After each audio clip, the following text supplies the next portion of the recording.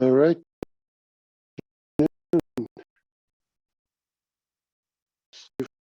Everybody here today.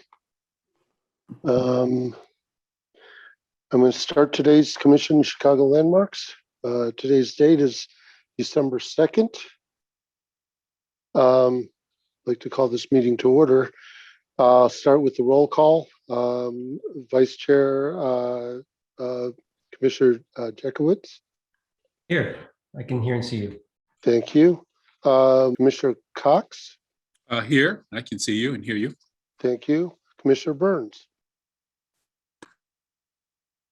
is not here yet. Commissioner Hughes. Present, I can see and hear you. Thank you. Commissioner Osmond.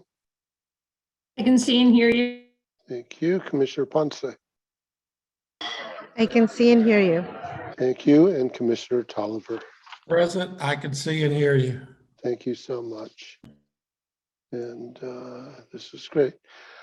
So let me start with this. Last year, Governor Pritzker signed Public Act 101-0640, making certain amendments to the Open Meetings Act so that we, along with other boards and commissions, can continue to host virtual meetings during the COVID-19 public health emergency, provided that certain conditions are met.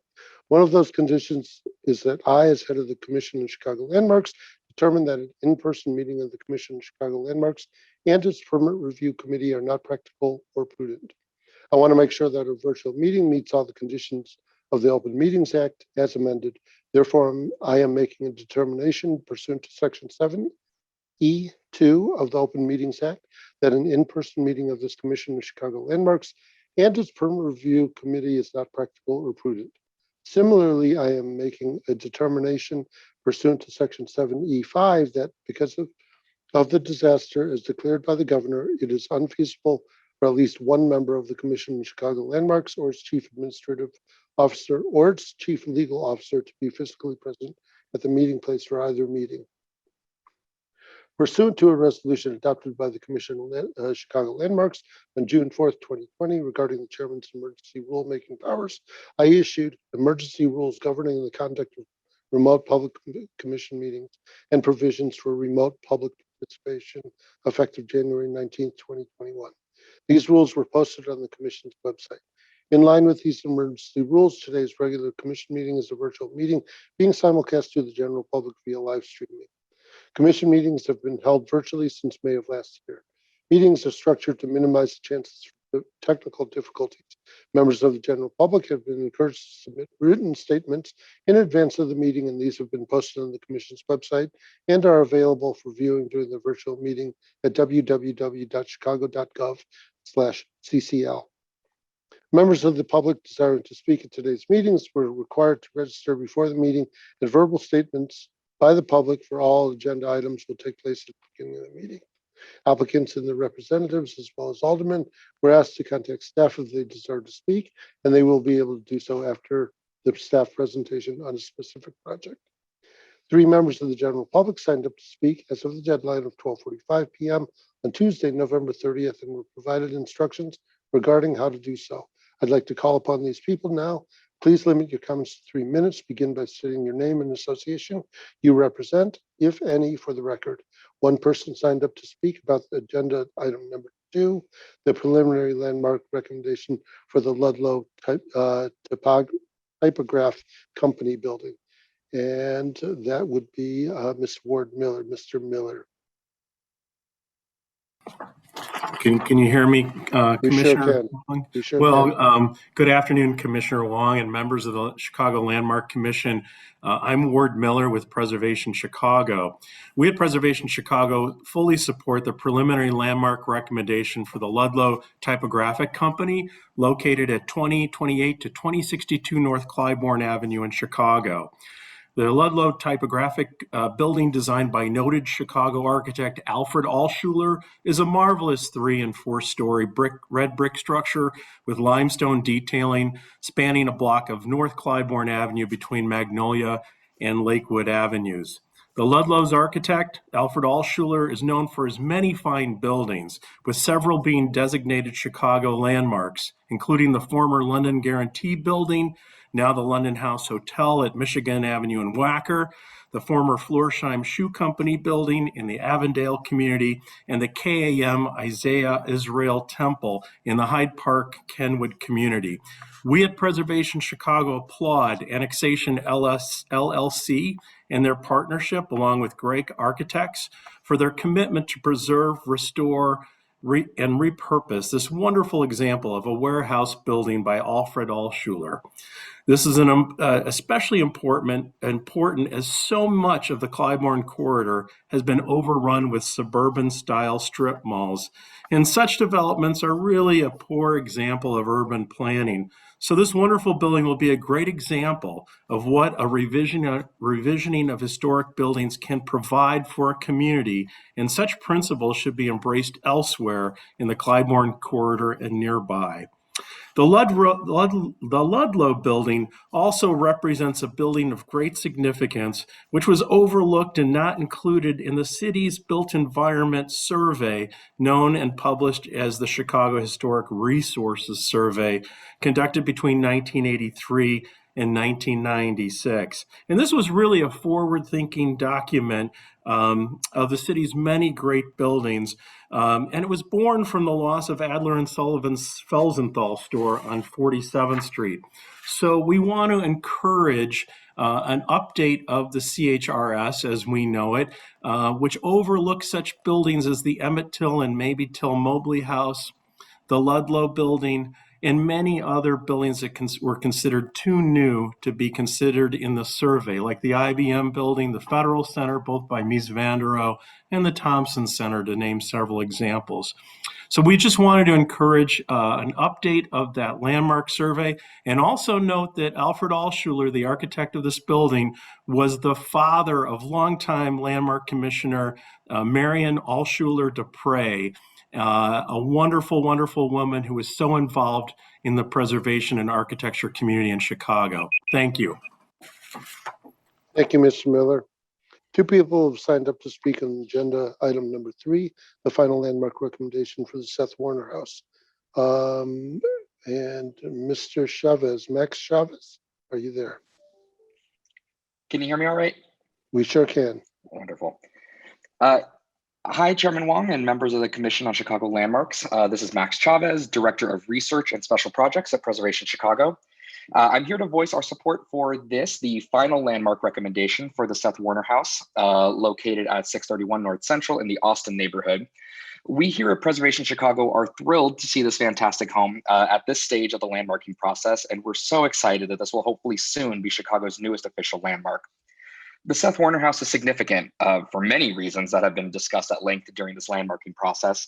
It's over a century and a half old, which is an incredible accomplishment by any metric. Its namesake, Seth Warner, is a fascinating Chicago figure, a man whose business acumen and his industrial achievements are undeniably impressive, and yet they still pale in comparison to his abolitionist efforts in the years leading up to the Civil War. And still, this is to say nothing of the architectural beauty of the Seth Warner House. It's an Italianate residence that is absolutely striking in its simplicity. It tells a story of opulence on the prairies of Austin, decades before the city of Chicago's boundaries extended that far west. And the Seth Warner House can also be thanked in part for Austin's rapid growth in the late 19th century, as visitors and settlers were enticed to relocate to the area after seeing the space and luxury that could be afforded them in this mostly undeveloped region. The Seth Warner House is, in short, an integral part of the Great Chicago story, and its landmarking is the next logical step in further cementing the legacy of this special place. We hope to see the landmarking of the Seth Warner House spark further interest in Austin, one of the city's most interesting, valuable, and certainly underappreciated communities. Austin is a hub of history, and it's home to some of the finest architecture in all of Chicago, an impressive thing given our city's status as one of the great architecture cities of the world. When the Seth Warner House is landmarked, it will join the ranks of other indelible Austin landmarks like Frank Lloyd Wright's Walser residence and the magnificent Laramie State Bank building. We hope that this newest landmark designation will continue to signal Austin's value and will trigger continued attention to and investment in this exceptional community. A short walk up and down Central Avenue reveals beauty after beauty, a collection of stunning buildings that could rival any other historic district in Chicago. And at the center of it all is the Seth Warner House, the oldest home in Austin, and certainly one of the very oldest in all of Chicago. We're optimistic that the landmarking of the Seth Warner House is just the beginning of a new chapter for the Austin community. We want to conclude by thanking everybody on the Landmark staff and the Commission on Chicago Landmarks for their unwavering support of the Seth Warner House and for the hours of research and dedication spent getting the residents to this point in the landmarking process. Furthermore, we want to extend our thanks to James Bowers, the owner of the Seth Warner House, for so graciously consenting to landmarking his home and for being such a considerate steward of the home for many decades. Without his contributions, with his stories and his research, we'd be without the full, rich history of the Seth Warner House today. Thank you all so much and have a wonderful day. Thank you, Mr. Chavez. Can we hear from Lisa DiChiara? Lisa. Good afternoon, commissioners. This is Lisa DiChiara, Director of Advocacy for Landmarks, Illinois. I echo Max's comments, and he's so beautifully and eloquently talked about the merits of the Seth Warner House that I don't need to repeat what he said, other than to just reiterate that it's truly a slam dunk of a landmark designation, not only because of its incredible architecture, its history, time not only to abolitionist history, but music history in the city as well as being one of the few remaining red-rated buildings in the Chicago Historic Resources Survey that is not actually designated a Chicago landmark. We often think of the big obvious reds like the Wrigley Building and the Carbide Carbon. And we forget that there are buildings that were picked up in this survey that were red rated, like this one, that had not yet been designated. So it's kudos to finally have this acknowledgement. I also want to acknowledge the owners because as Max noted, not only for their assistance in this process, but because not only are they consenting to the landmark designation, but they are incredible longtime stewards of this building and have owned it since the mid 80s. And we thank them for their participation and willingness to preserve this property for all the citizens of Chicago because of its significance to the city and its history. I also just want to take a quick moment because this is the last meeting of the year to really thank the staff of the Historic Preservation Division of DPD, as well as all of you members of the Commission on Chicago Landmarks and Commissioner Cox, because once again, we are wrapping up what has been a very stressful pandemic year. And these challenges of the virtual meetings and all of the work that still has not let up by any means, despite the pandemic and the incredible accomplishments of this staff, which is understaffed compared to comparable cities like San Francisco and New York.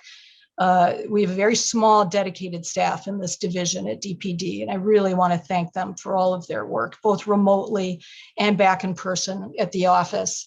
And what a wonderful way to wrap up the year with the feel-good announcement of the Adopt a Landmark awards. And I really want to, again, thank everyone for their support. Preservation Chicago, Landmarks Illinois, many participating here have worked with many of the participating awardees, and we thank you so much for your support of these incredible resources and their owners. Thank you again, and happy holidays.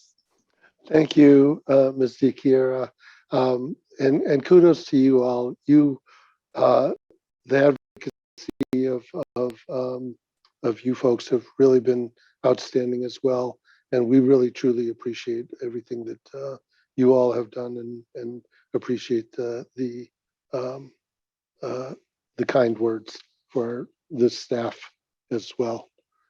That is all the members of the general public who signed up to speak on the commission meeting. We'll now go through the agenda. The first item is the approval of the minutes of the previous meeting of November 2001. Those meeting minutes were included in your packages. If you have any questions or discussion, please state it now. If not, I'd like to request a motion to approve the minutes of the November 4th, 2021 regular commission meeting. Do I hear a motion? So Motion, moved. Commissioner Ponce.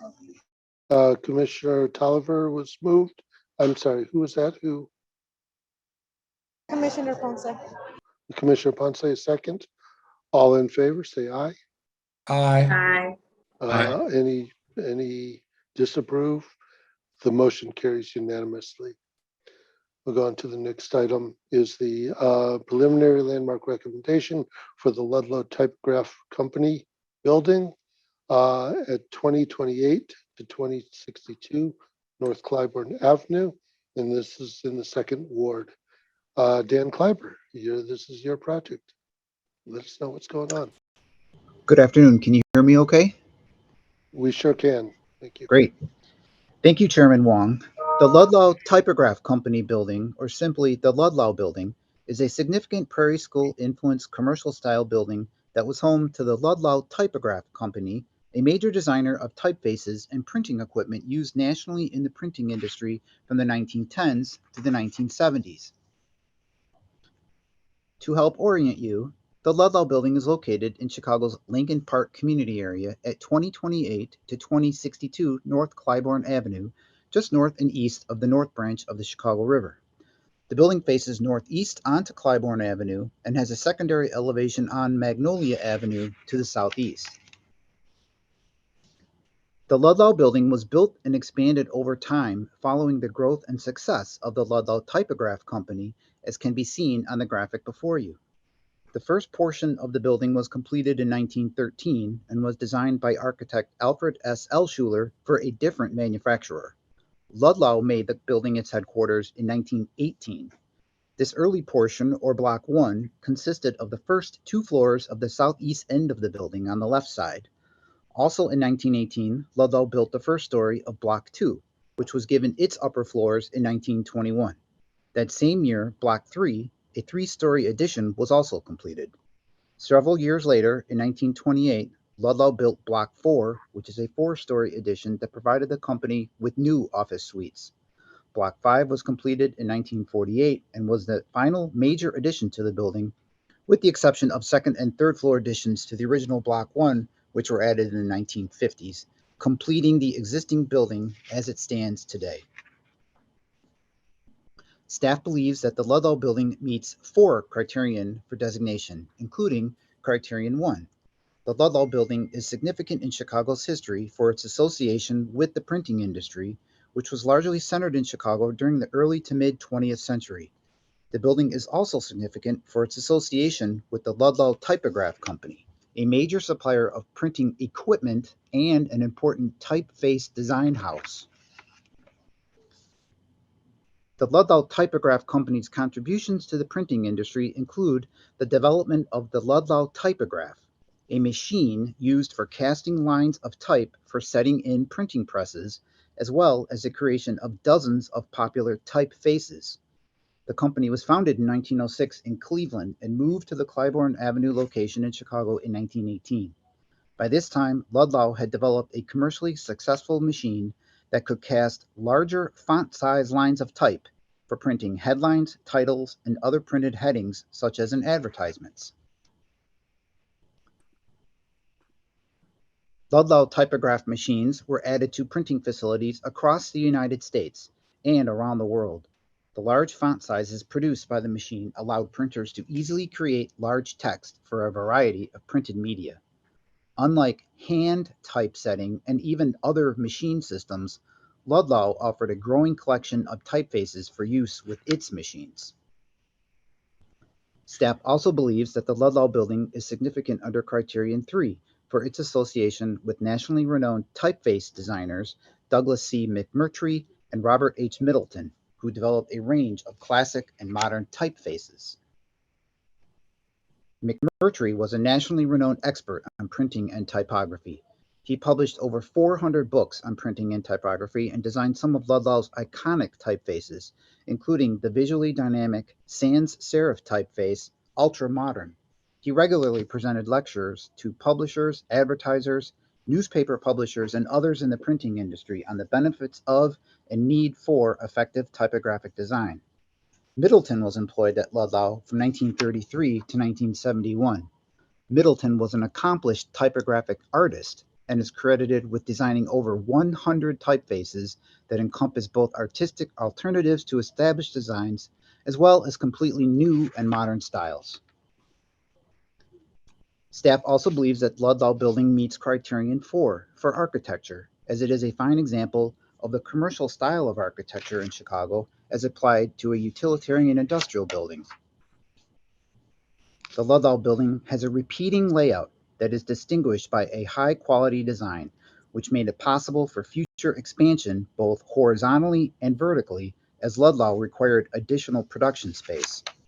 The incredibly flexible design allowed the building to retain a cohesive visual identity despite continued additions over 3 decades.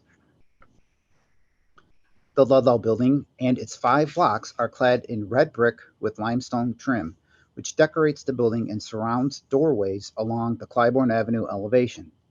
Abstract geometric patterns can be seen in the design of the doorways, which reflect influences of the Prairie School. The upper floors are characterized by windows grouped in threes and by decorative patterned brickwork. Staff also believes that the designation meets Criterion 5 for architect.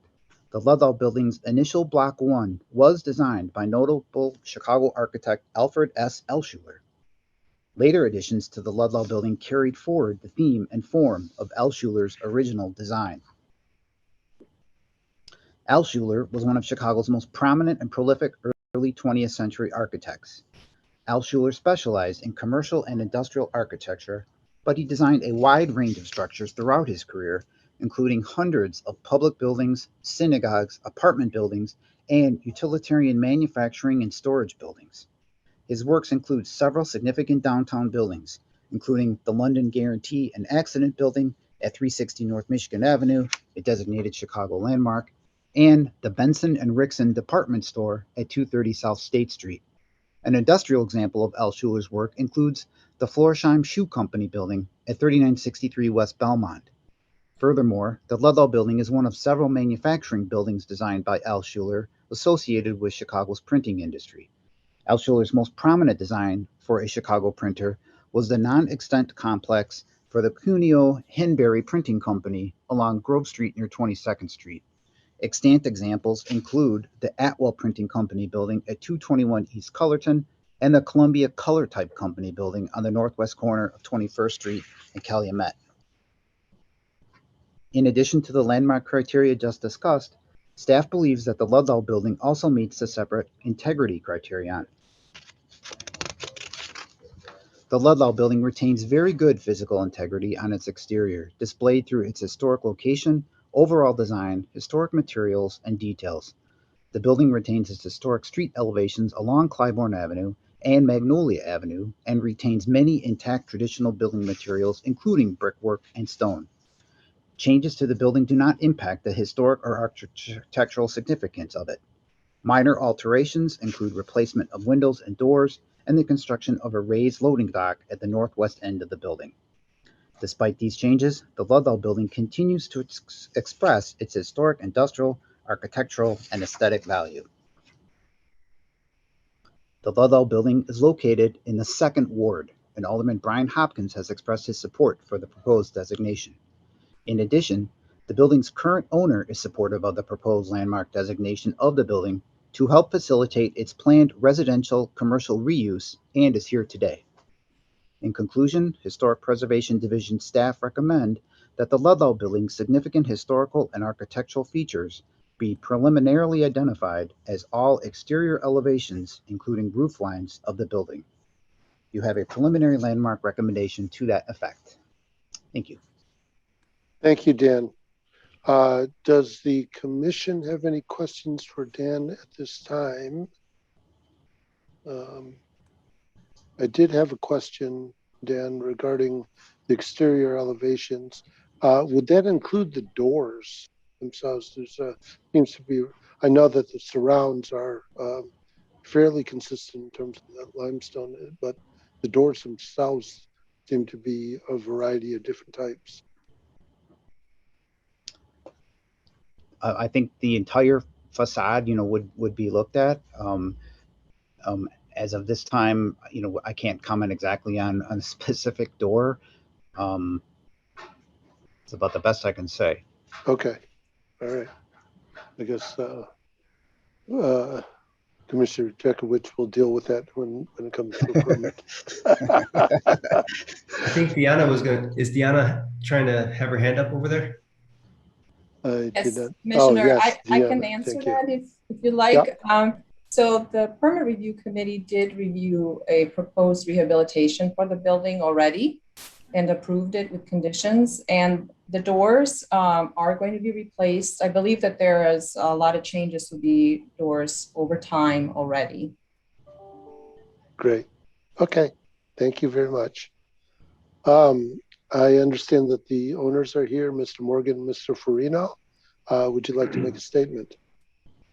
Yeah, absolutely. We'd like to thank and echo Ward Miller's sentiments, along with Preservation Chicago and the McRosty team. We're excited to restore the 2071 North Southport building around the corner and continue that vocabulary here down the street. So thank you very much to our team and excited to rehab this project. Thank you. Does the commission have any questions for the owners? If not, I don't see anything here. If not, I'd like to request a motion to adopt the preliminary landmark recommendation for the Ludlow Typograph Company building. Is there a motion?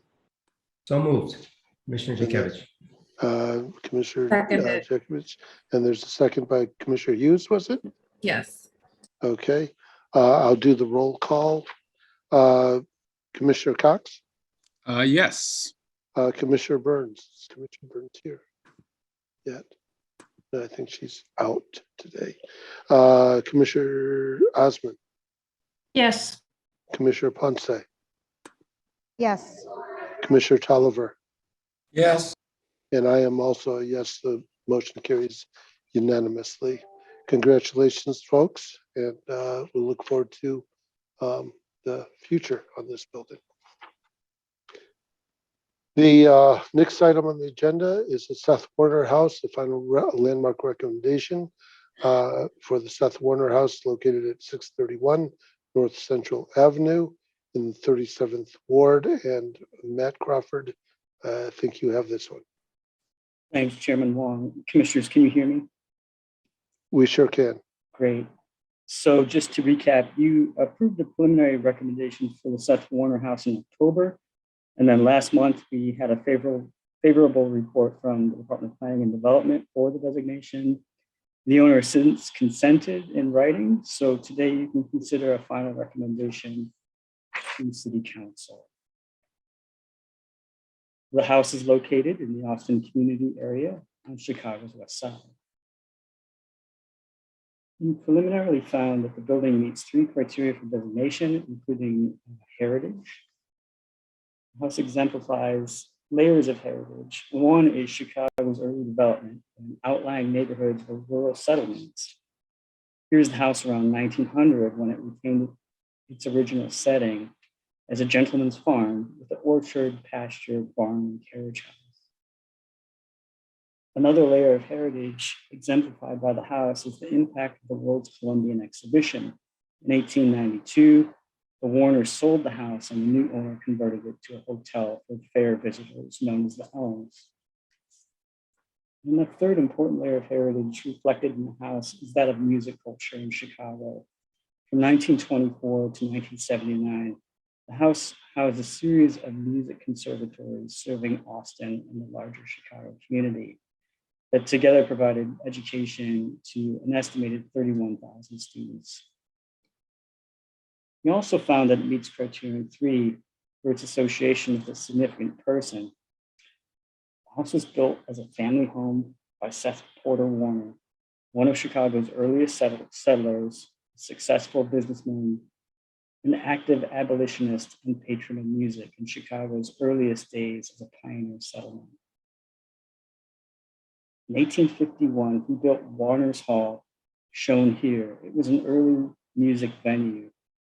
Warner also used this hall to promote anti-slavery in the years running up to the Civil War.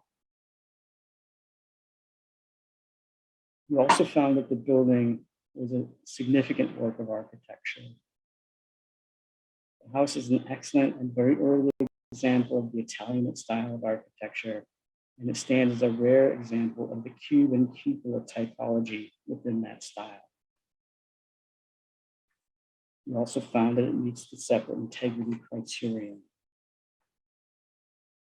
house possesses excellent integrity given its age.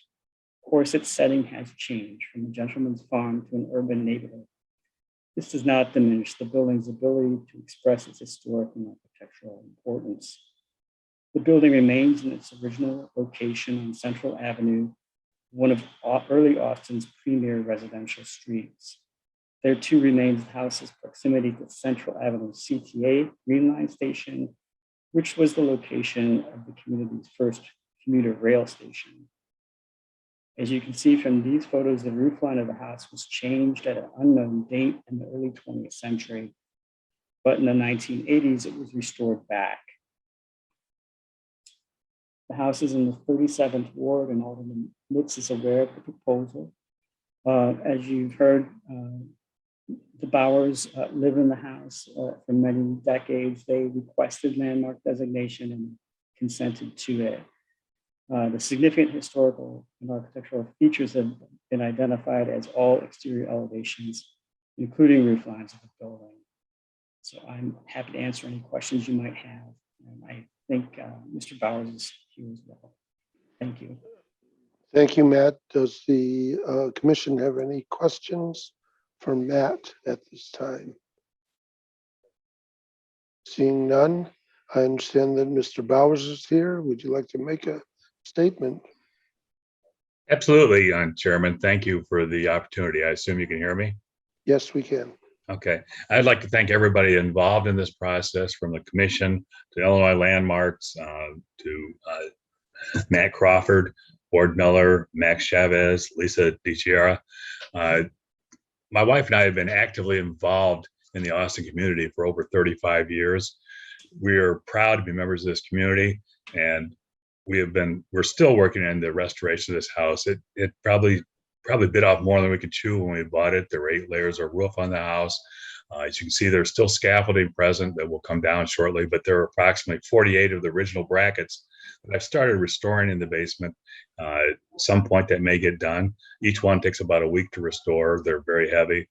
I think that will contribute to the appearance of the house, but my wife and I are still blown away by the magnificent interior of the house with the 6 marble fireplaces, original light fixtures, breathtaking black walnut staircase, running plaster moldings.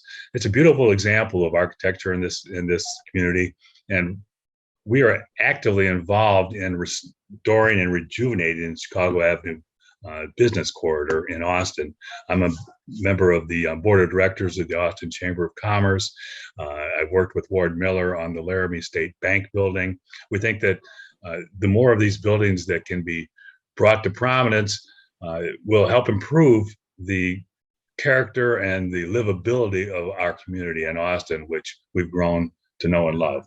And we'd like to thank you for your work and appreciate your attention. Thank you, Mr. Bowers. Does the commission have any questions for Mr. Bowers? We appreciate all the work that you've been doing and doing in the community as well. If there are no other questions for the owner, I'd like to request a motion to adopt the final landmark recommendation for the Seth Warner House. Is there a motion? So moved. That was moved by Commissioner Tolliver again? Yes. Okay, and second by Commissioner Hughes. Commissioner Hughes. I'll do the roll call. Commissioner Jekowitz, Yes. Commissioner Cox, Yes.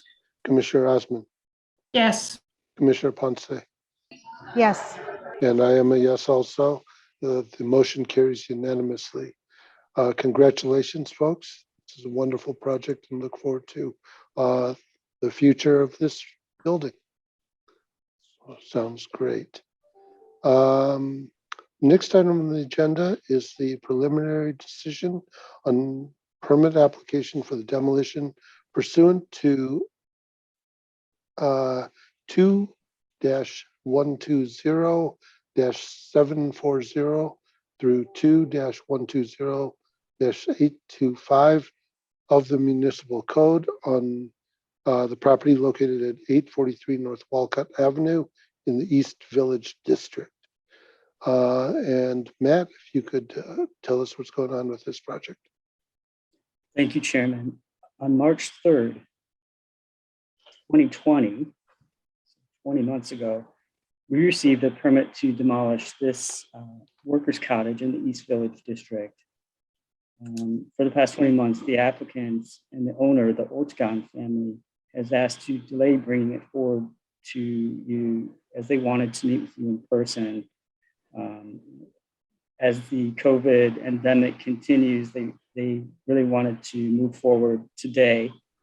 And so we're here to determine whether the building is contributing to the East Village district, and if so, whether it may be demolished. The district consists of 4 geographic areas on the northwest side, and the subject property is indicated with the red star.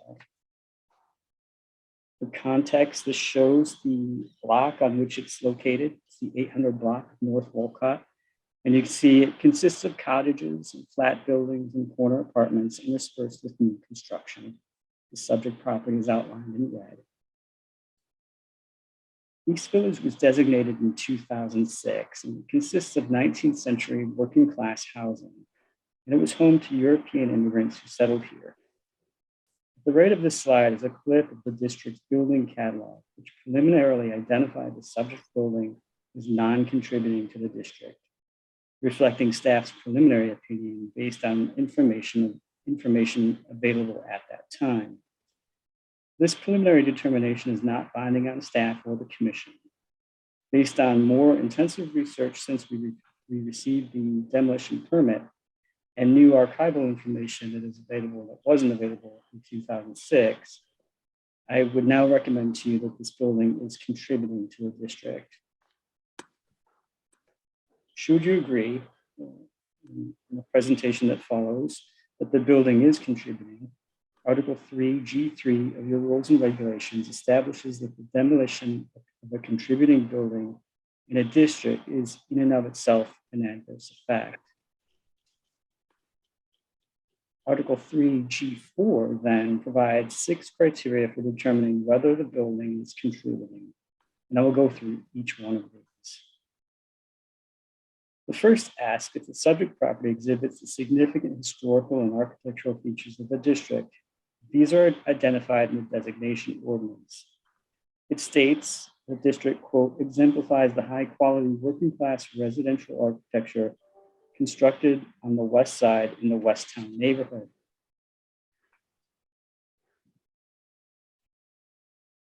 The ordinance also emphasizes the district's social history with its, quote, historic ethnic settlement patterns of first and second generation immigrants and the importance of these groups to the development of Chicago.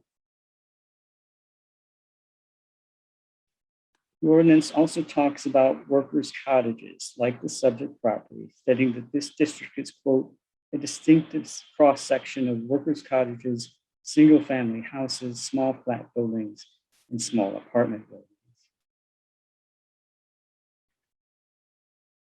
The second criterion asks if the building exhibits the general historic and architectural characteristics associated with the district. The first question under this criterion is the age of the building. Research of permit records and construction notices have not revealed the building's original date of construction. However, there are 3 sources of information indicating that the building is from the 1870s. The first is the city's legal restrictions placed on frame construction to limit fire in the 1870s. Sorry, can we go back to that slide? Yeah, the rarity of wood frame buildings in the district, around 2%, is a legacy of the Great Fire of 1871 and another large-scale fire in 1874 that compelled the city to enforce fire-resistant construction. This slide shows the extent of the fire, but more importantly, the yellow shaded area shows where the city required fire-resistant construction after 1874. The red star is the location of the subject property. Most of the buildings were built in the district were built between 1883 and the 1920s, well after the 1874 mandate for fire resistance, and therefore they are of masonry construction. As a wood frame building, 843 North Wolcott was likely built prior to the 1874 fire requirements. That date is also consistent with the building's typology as a workers' cottage, which were built in Chicago after the fire until the 1910s. The second piece of evidence pointing to an 1870s date of construction is this permit for the property in 1879. As I said before, there's no original permit for the building, but this 1879 permit for this address is for a rear addition. The permit description also states that the height of this addition was to be the same height, quote, same height and roof as front house, unquote. Therefore, this permit documents that the house existed at the front of this lot prior to 1879. The next logical question is the existing structure on the lot from the 1870s? Historic maps from 1886, 1916, and 1950 indicate that it is. All three maps show a building at 843 North Wolcott that corresponds to the placement and size of the existing building. This is the earliest map, Robinson Atlas from 1886, and it shows the outline of a wood frame building on the lot with the same general proportions and placement as the existing building. And here's the next available map. It's the 1916 Robinson Atlas. It shows the same building outlines, and the building is also identified as a wood frame dwelling of 2 stories in height with the basement. And here's the last available historic map, the 1950 Sanborn, which shows the same outline as in 1916, with slight changes in the notations. Instead of a dwelling, the building in 1950 is identified as a flat building, which reflected a trend toward conversion of single-family homes to multifamily buildings that began before the Great Depression and continued through the mid-20th century. The 1950 Sanborn also identifies the basement with more specific detail as brick. This reflects the addition of a raised brick basement at some point between 1916 Sanborn and this 1950 version. It was probably added at the time of an April 1925 building permit for this address that called for alterations, but those were not identified in the permit. The 1925 date for the addition of the raised basement corresponds with the brick used on the outside, which is a beige wire-cut brick with a comb or rug texture. This type of brick was enormously popular in Chicago in the 1920s, particularly for Chicago bungalows of that period. The image at upper left shows how bungalows were advertised because of their wire-cut brick facades. Sorry about that graphic. Obviously, the house is not oriented properly. In addition to 843 North Wolcott's age, you could go to the next slide, Joyce. In addition to 843 North Wolcott's age, the building displays a front-facing gable, raised basement, and narrow and deep floor plan. These clearly identify the building as a workers' cottage. A building typology identified as significant in the East Village designation ordinance. Next slide, please. Architecture aside, the designation ordinance for the district also identifies social history as a place reflecting working class immigrant families from Europe from the 19th century. So we look at census records and they paint a picture of working class families residing in this building early in its history. This page is from the 1880 census. It identifies residents of the building as husband and wife Nels and Ulsa Anderson. They immigrated to Chicago from Norway in 1869. Nels was a carpenter and his eldest daughter was working in a tailor shop. Later census records from 1900 and 1910 show that the Andersons remained in the building where Nels and some of his children had died and new children had arrived. 4 of these children were employed in working class jobs: machinist, clerk, bakery worker, and errand boy. These later census records also show that the house was no longer a single family dwelling, as indicated in the Sanborns, but divided at this point into flats, with a second family residing there who had immigrated from Germany.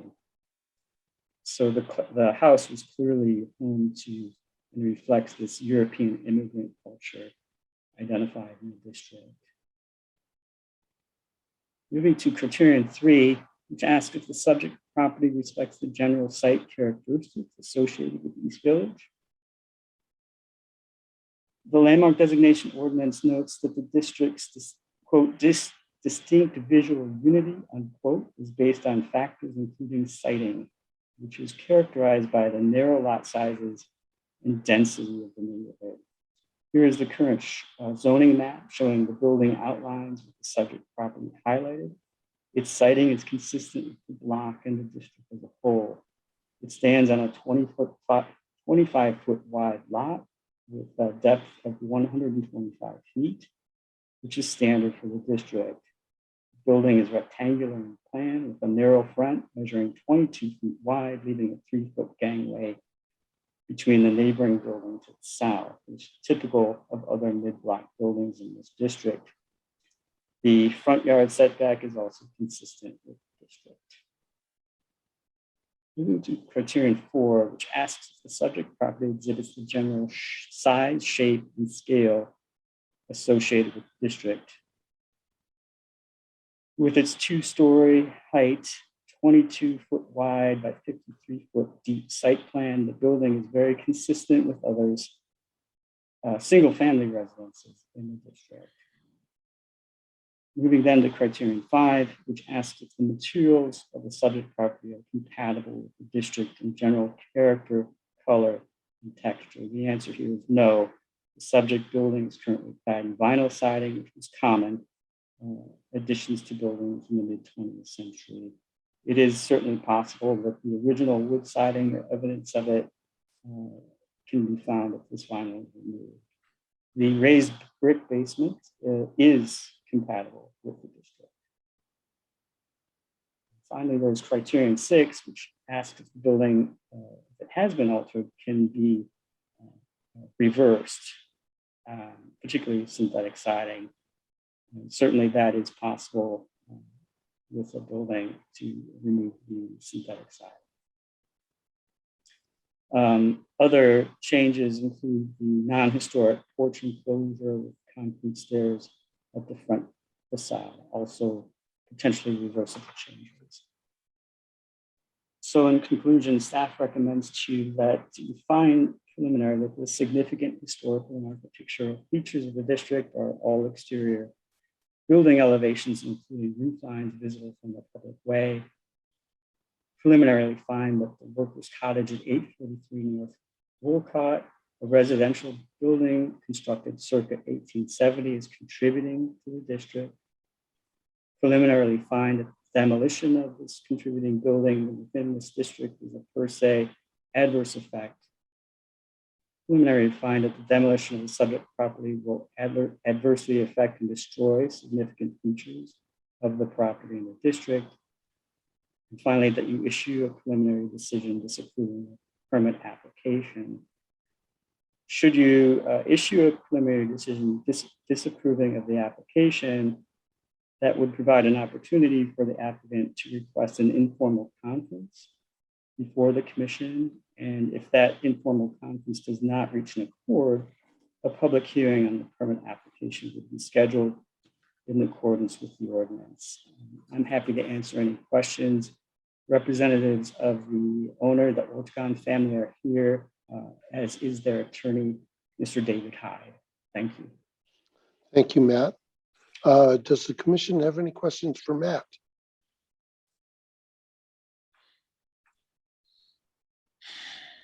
Okay, seeing none. Mr. Hyde, would you like to make a statement?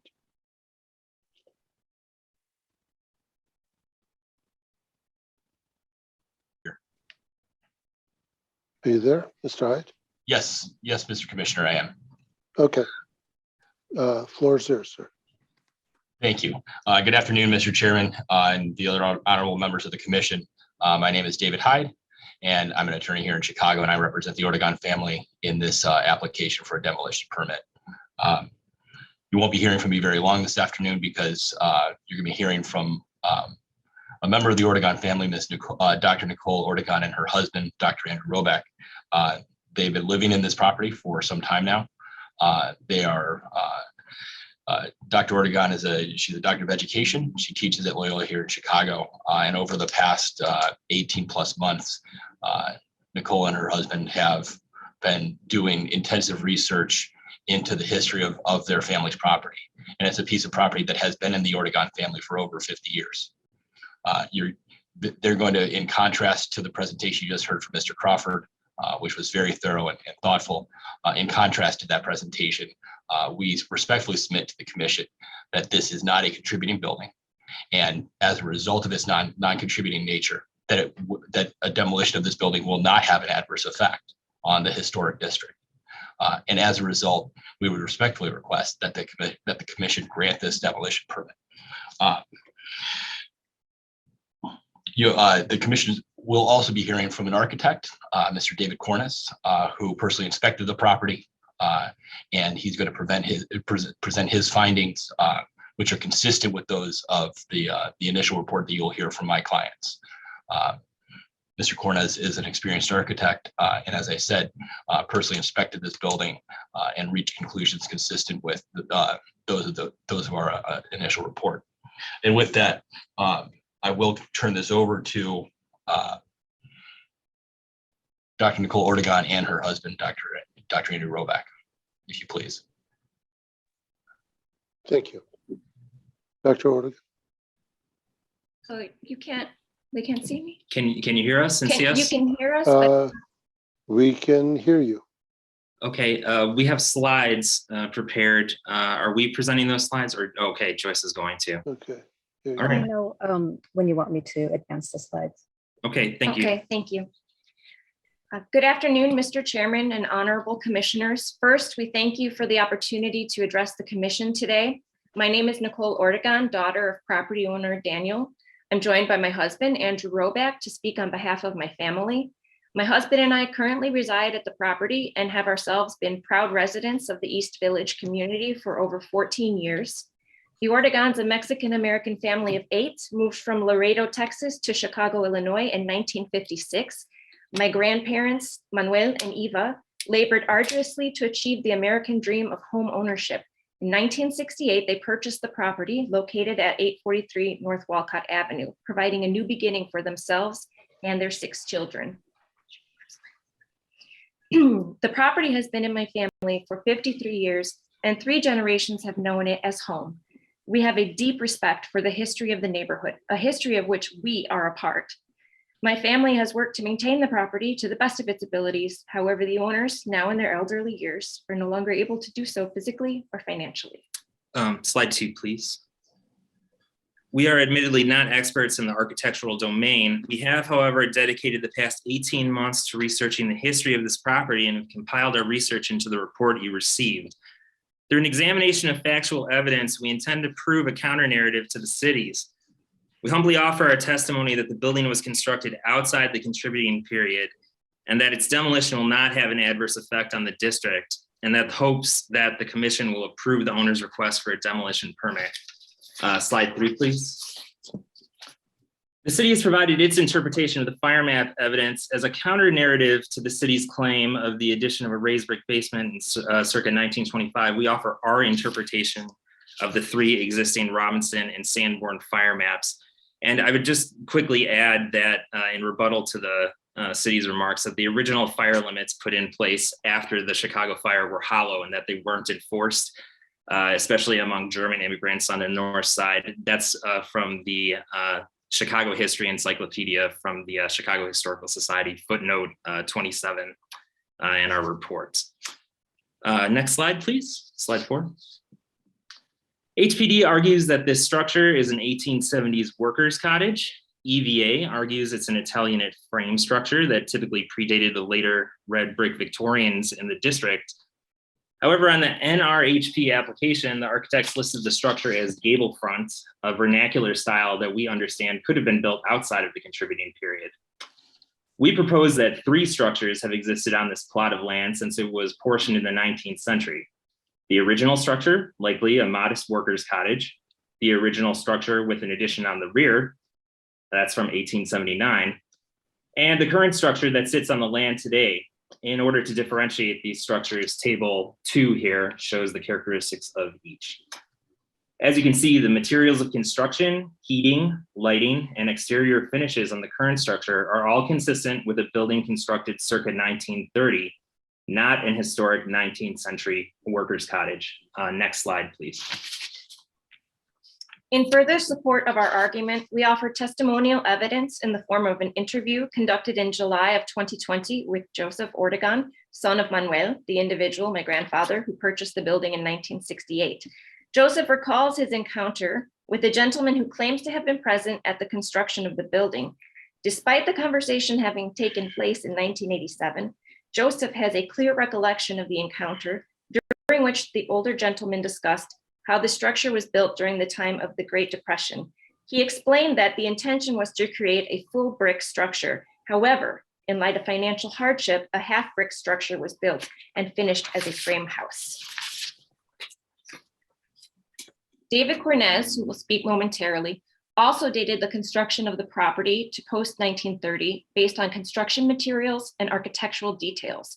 We believe we have met the burden of proof to declare that the structure was not built during the contributing period. Next slide. Next slide. We have structured our presentation around the criteria for demolishing a building in the landmark district, offering a point-by-point summary of the evidence we have collected about the structure and outlining why we believe it is non-contributing. Next slide, please. Criterion 1. In describing contributing building types in the district, the preliminary landmark district report notes that the workmanship, detailing, and high-quality materials of the buildings reflect the type of housing available in the area's early working and middle-class owners and residents.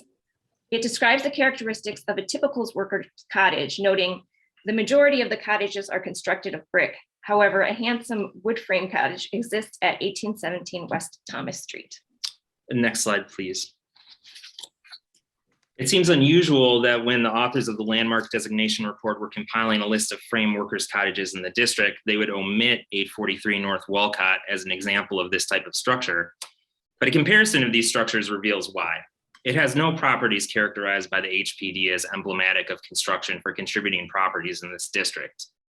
Those cottages, referenced by street address in the report, clearly display the type of workmanship, detailing, and high-quality materials that the EVA and HPD find worthy of preservation. Next slide, please. This is a slide of the ornamented gable roofs on the cottages. Next slide, please. This is a slide of the decorative window lintels that are consistent with the craftsmanship of the era. Next slide, please. And as you can see, 843 North Wolcott contains none of these properties. Next slide, please. As previously stated, the workers' cottages in the district have little in common with the structure on 843 North Wolcott. Further, if an average person were asked to identify a common architectural or structural detail in this landmark district, they would most likely focus on the red brick Victorian era construction. Although cottages are included in the building type section of the landmark report, wood frame cottages are listed only as an exception and part of the small percentage of buildings in the district actually labeled as contributing. The Chicago Landmarks webpage singles out exemplars of the architectural style preserved in this historic district: red brick Victorian buildings and cottages that display craftsmanship, scale, and architectural styles of buildings that form the backbone of Chicago working class neighborhoods. Next slide, please. Finally, the architectural report from David Cornez states that the building is not historic and not worthy of preservation. The initial investigators from DPH apparently agreed with Cornez's conclusion when they elected to list the structure as non-contributing. Indeed, the non-contiguous boundaries and irregular shape of the district are in contrast to the near quadrilateral proposed to and rejected by the NRHP due to the high proportion of non-contributing structures.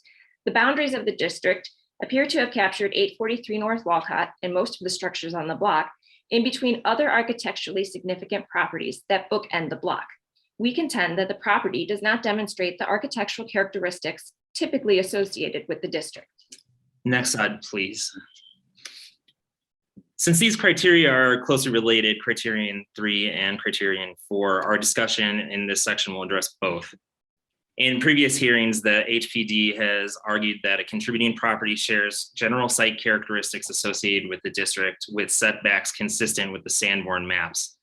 Additionally, the definitions of general size, shape, and scale are contingent upon the shape of the lots in Chicago, which are nearly all uniform for structures of this type on the ubiquitous 25 by 125 Chicago lot.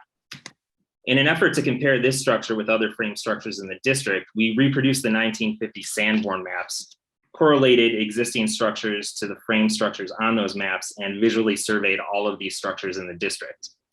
After inspecting the properties, we find that almost every property in the district has a frame structure present on the 1950 map is consistent with the general site characteristics, including the non-contributing buildings.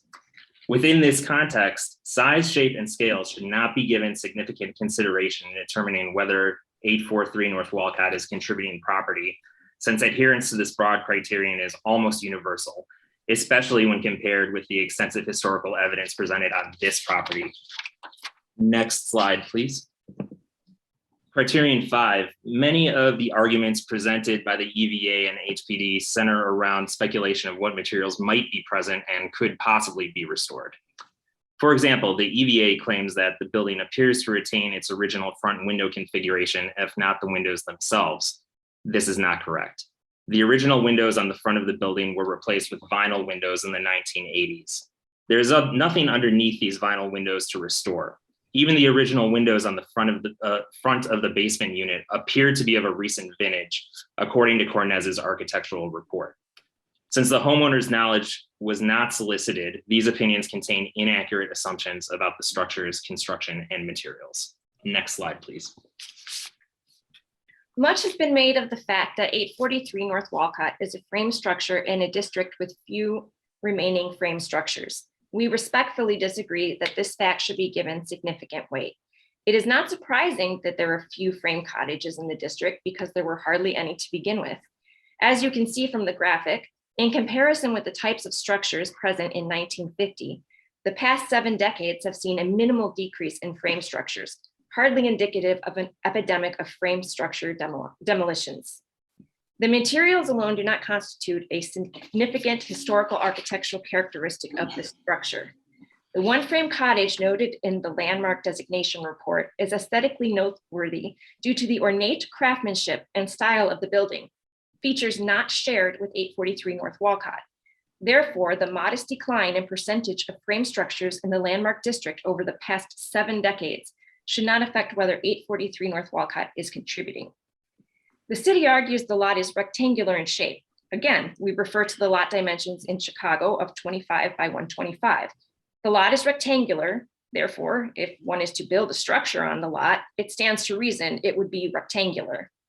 Thus, this attribute is so general as to make it insignificant when considering whether a structure is contributing. The city argues that the structure has a gabled roof. The same principle as the lot structure geometry applies. Frame structures without a gabled roof are relatively uncommon in the landmark district and Chicago as a whole. The frame structure on 843 North Wolcott has little in common with workers' cottages in the district, and these general criteria do not make a case for designation of this structure as contributing. Next slide, please. Many conjectures about original materials assume the construction date to be in the 19th century, and that removal of synthetic siding and windows would reveal features worthy of preservation. We would point out that these are assumptions, not evidence. The owners and report authors have firsthand knowledge of materials and construction that they feel is important, and as principal stakeholders and the party most likely to be significantly affected by any decision made by the Landmark Commission, we would ask that the commission consider this when making its decision. Next slide, please. We argue that virtually any property that shares any minor characteristics, regardless of actual historical significance or similarities to contributing properties, draws opposition to demolition. While we acknowledge the historic significance of certain structures in the district, many of the arguments presented by the HPD and EVA are generic and applicable to almost any property built before the mid-20th century. This slide, depicting an argument from a member of the EVA on the demolition of 1048 North Honorary from 2013, shows how their language is recycled verbatim and applied in blanket fashion 8 years later to oppose the owner's request for a demolition permit at 843 North Wolcott. By contrast, we have presented a detailed historical account specific to this property that provides a counter narrative to their arguments. We maintain that this property is not contributing to the district's aesthetic, and its removal will not have an adverse effect on the East Village Historic District. Final slide, please. We thank you again for your time and attention. Thank you. Thank you. Thank you, Dr. Roback and Dr. Ortegon. Does the commission have any questions of the owners this time? I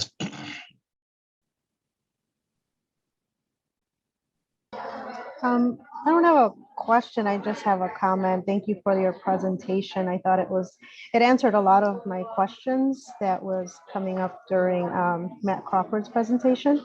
Thank you for your presentation. My initial thoughts were on the criterion by Matt Crawford was the sense of scale, size, and the raised basement.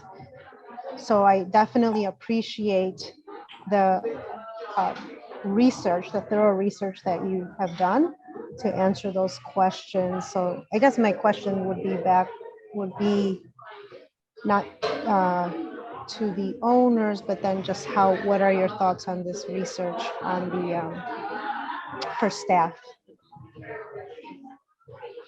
I'm sorry, Commissioner Ponce, your question is to who? The owners or the staff? For the staff, sorry. Yeah. So- Based on this research presented. Can you hear me okay? Yes. Yeah, thanks, Yes. Commissioner. This is Matt Crawford.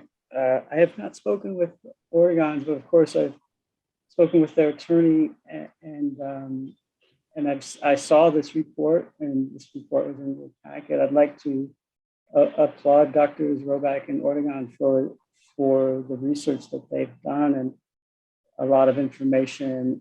It's well done, especially for people who are in a different academic field. But obviously, we're coming to very different conclusions about the age of this house, and I appreciate what they have done, but I can't agree that this house is from 1930.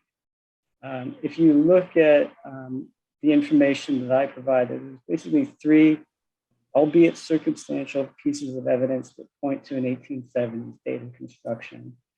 The first is the fact that it's a frame building in an area that after 1874 did not allow frame construction. Drs. Roback and Ortegon are correct that was not always enforced. My second piece of evidence is I found a building permit from 1879 for this address that shows a rear addition to an existing house. And my third pieces of evidence are the three maps from 1886, 1916, and 1950, which show a frame dwelling on this lot at roughly the same location, that is with a small front setback and kind of a gangway to the right in this slide. So those are my three pieces of evidence that point to an 1870s date. The other issue with a 1930 date of construction for this building is that in the 1930s, there really was no construction in Chicago, in America, and particularly in a working class neighborhood like this, there simply wasn't the money to build. So that's a little problematic too. And the other issue with the 1930 date is if it's 1930 or later, why does it look like at least in form, why does it look like a worker's cottage, a building type that in 1930 and later would have been way out of style? So again, we're coming to very different conclusions. It's up to you to decide. I'm happy to answer any questions. And again, I'd like to compliment the Oregons and Drs. Roback and Oregon for the Thank you. presentation. Thank you, Matt. May we reply? Yes, please, go ahead. So in reply, we would like to highlight one more time that we have testimony from a member of the family who did speak with an eyewitness to the construction, or someone who claimed to be an eyewitness to the construction.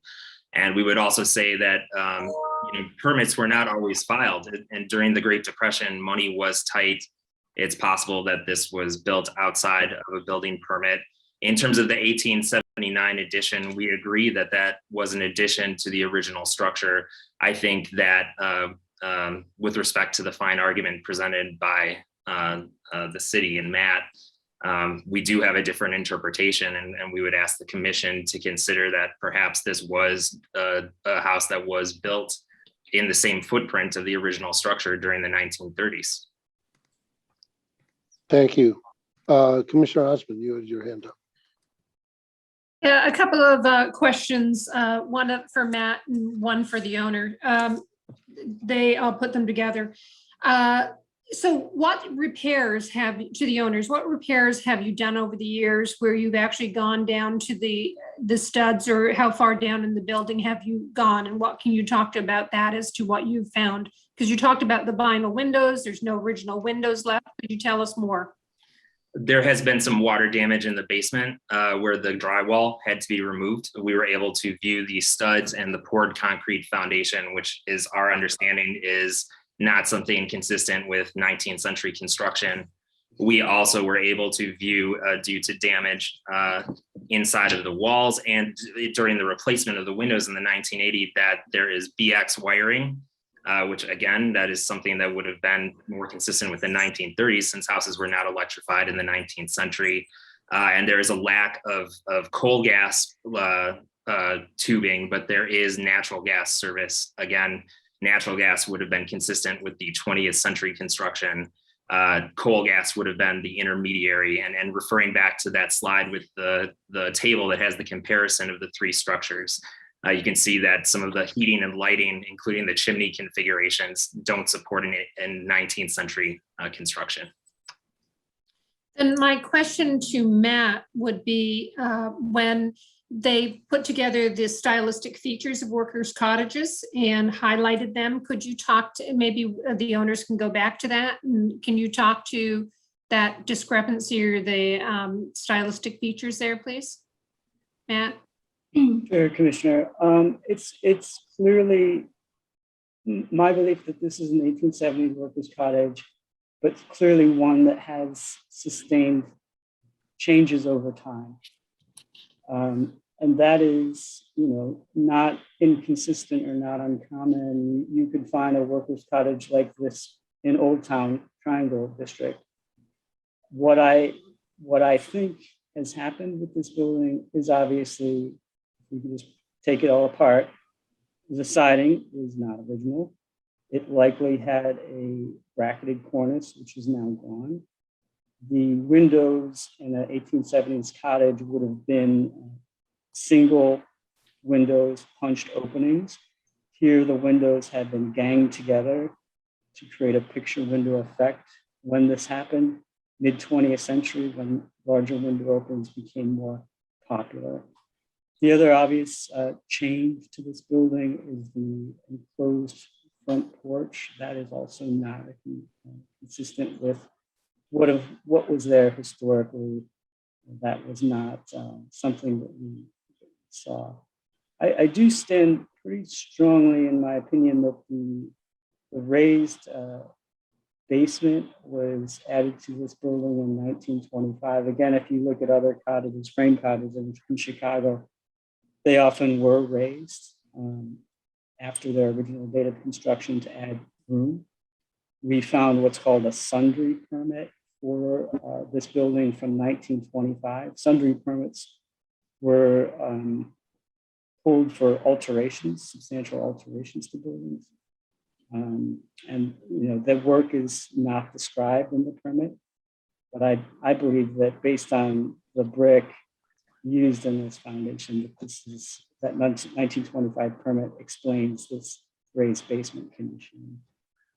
Commissioner Osmond, if we could just reply on the 1925 permit. We spoke with the UIC preservation team and we worked with the Chicago History Museum. they were unable to recover the contents of that permit because it was so badly degraded due to age. It's unreadable. So it's really unknown what the sundry permit, in our opinion, with respect to the opinion of Matt and the city, it's unknown what that 1925 sundry permit was for. And with respect to the appearance of the house, I would just direct you back to slide 8, Commissioner, where you take a look at the workers' cottages referenced in the report, the Landmark Commission report, and you take a look at the picture of the house we live in now. We would respectfully say that those buildings do not look like our building belongs in that class. Can you go to the next slide again, please? Yeah, slide 9, please. Oh, that I think you went back. Yeah. One. Can you advance the Forward, slide? sorry. No, the other way. This would be slide Yeah, 10. there Yeah, we go. thank you. Just a moment, we just wanted to come back to this to highlight some of the differences in the ornate lintels. And then can you go to the next slide, please? Yes, slide 11, please. Just again, the view of the front structure. Yeah, thank you for your question, Commissioner. Thank you. Thank you. Commissioner Hughes, you had a question? Commissioner Hughes. Yes, sorry. Thank you. This is tough because I understand that a lot of the features are not original. But however, the size and shape of the property is still very much complementing the historic. You know, I'm speaking to the owner's angle of this not being a part of the district when it was landmarked. This still is very much complementary to those existing historic structures. My question is, what is the intent with the property, you know, if the demolition goes through? Well, we're currently in talks with someone who's interested in buying the property. This individual has developed properties in this district and is very much willing to work with the city and the EVA, the local neighborhood association, to develop a property that, while as modern, is in keeping with the aesthetic that, you know, we and everyone else in the district enjoy. But frankly, the building that we live in is very old, and we recognize, Commissioner, that it is in keeping in the general site characteristics, but we would just return to the idea that there are much more prototypical examples of not only brick workers' cottages, but a frame workers' cottage, 1817 West Thomas, with all of the criteria that is mentioned or that are mentioned in the landmark report. But the intention, to answer your question, the intention is to build something that is in keeping with the general aesthetic of the district, but is also a modern property. Mm-hmm. And also, right now, the property is zoned to be 3-flat, multi-residential. So that is what could be built, but we are also open to the idea, not 100% committed, but of discussing possibility of single-family home, which I know the EVA has proposed. But we do request that the building itself be demolished. Thank you. Are there any other questions of either the owner or Matt on this item? I guess the only question that I have actually in regard to, you know, one of the pieces that was compelling Dr. Robeck and Ms. Ortegat was the conjecture of the materials below the vinyl siding. And it's,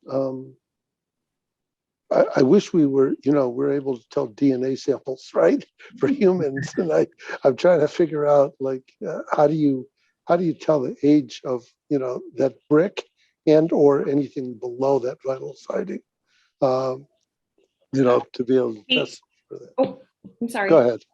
Oh, I was just going to say, we actually have an architect here who's going to speak to the age of the brick and also the foundation. And my father was the person who replaced the windows in the 1980s.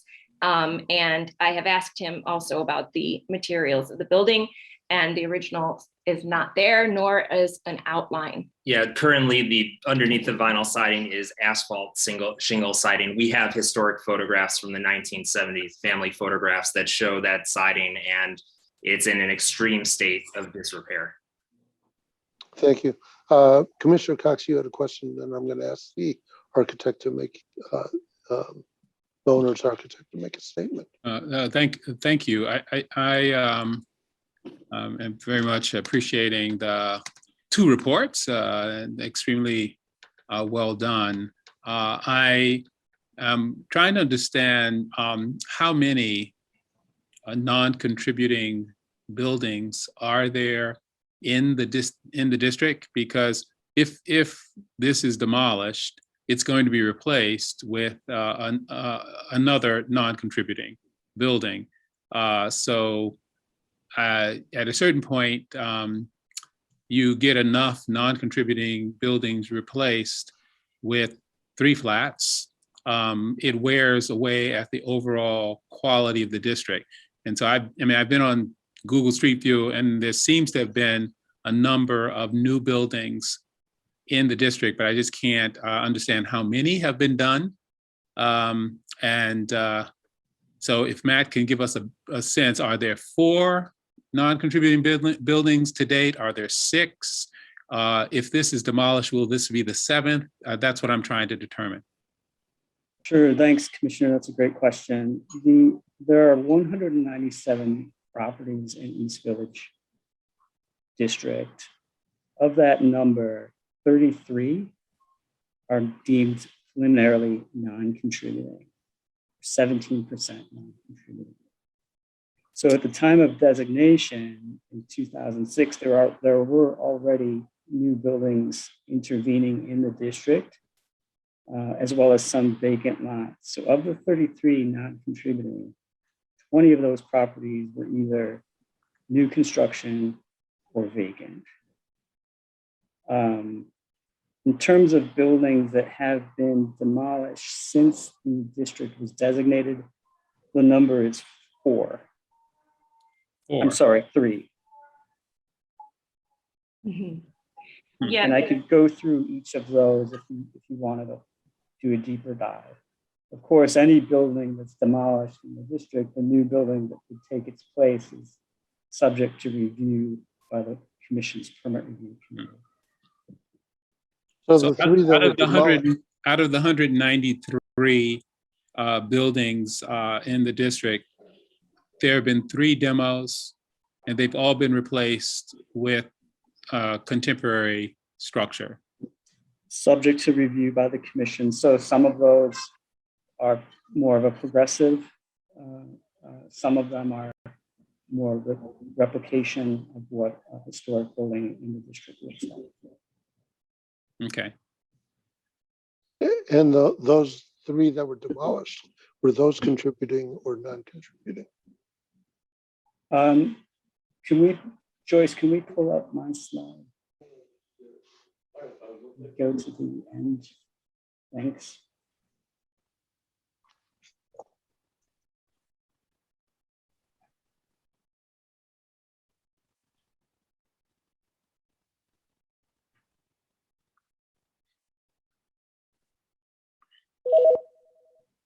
Thanks, Joyce. So if we could go to 28.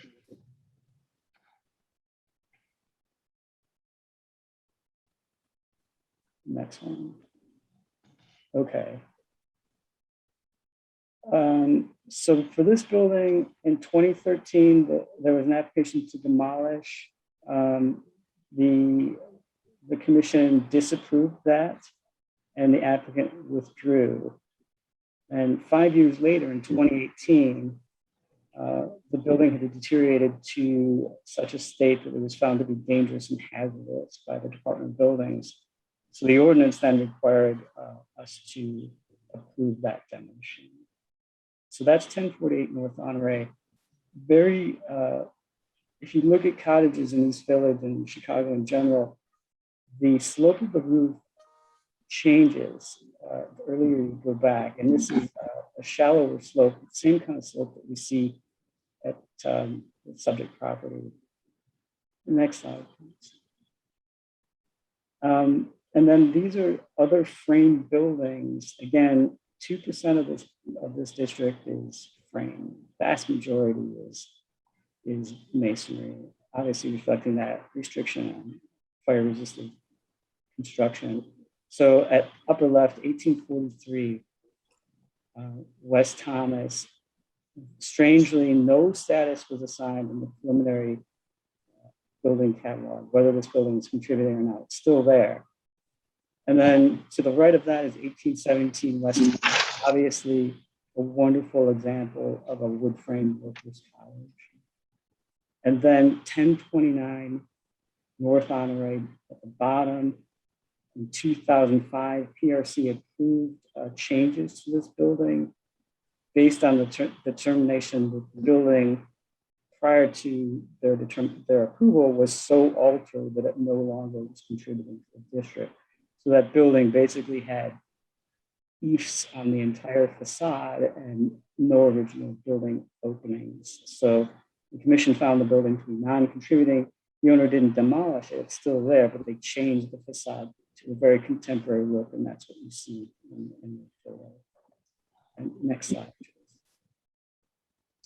And then at the upper left, that is 855 North Wolcott. It was deemed preliminarily to be non-contributing. In 2016, you agreed with that, and the owner applicant was able to proceed with demolition of that building. In the bottom, you see what is there now. So that was the new construction approved by PRC. Very, sympathetic to the architectural character of the district. Next slide.